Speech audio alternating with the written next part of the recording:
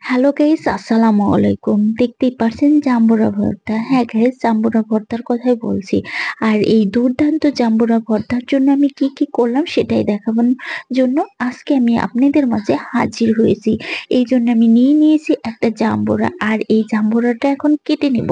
আর মূল কথা হলো এখানে মূল কথাটাই বলছি, এখন কিন্তু কোনো ধরনের জাম্বুরার সিজন নাই, কিন্তু সিজনালের বাহিরেও আমাদের কাছে কিছু জাম্বুরা ধরে থাকে। আর এই জাম্বুরাগুলো খেতে কিন্তু অনেক মজা, অনেক মজা।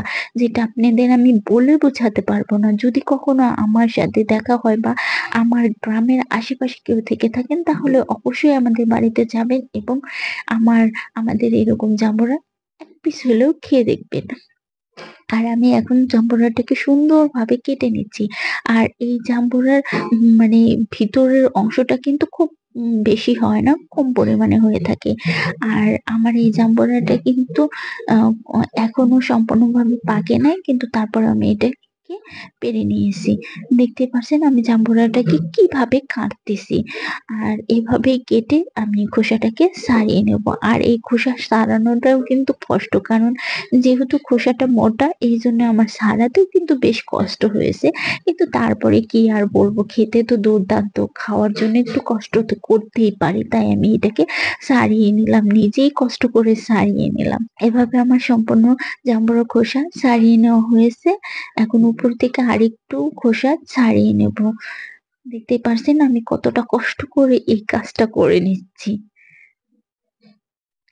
খোসা ছাড়ানো শেষ হয়ে গেছে। এখন আমি এটাকে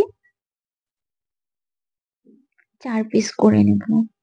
দেখতে পারছেন, এই তো দেখতেই পারছেন কতটা সুন্দর এবং লোভনীয়। আমি কিন্তু ভিডিও দেখতে দেখতে আমার জিভেতে জল চলে আসছে। আমি জানি না আপনাদের জিভেতেও কি কোনো রকমের জল চলে আসছে।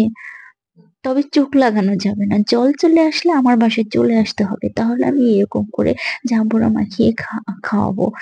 আর চোখ লাগালে তো আমার পেট খারাপ হবে, তাহলে তো আমি আর আপনাদের এইভাবে জাম্বুরা মাখায় খাওয়াতে পারবো না। তাই জিভে জল চলে আসলে অবশ্যই আমার বাসায় চলে আসবে। আর কার কার খেতে মন চাচ্ছে সেটা অবশ্যই কমেন্ট করে জানাবেন।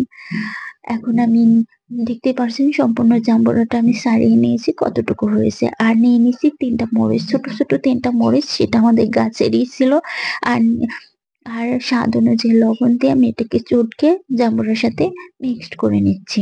এটা আলতো হাতে ভালোভাবে মেখে নিচ্ছি। এর ফলে কিন্তু হাত জ্বলতেও পারে, আমার হাত জ্বলুক, তারপর আমি এটাকে মজা করে মাখিয়ে খাবো, তার জন্য আমি এটা করে নিচ্ছি। এখন দিয়ে দিলাম খাঁটি সরিষার তেল। ওয়াও, সেই মজা!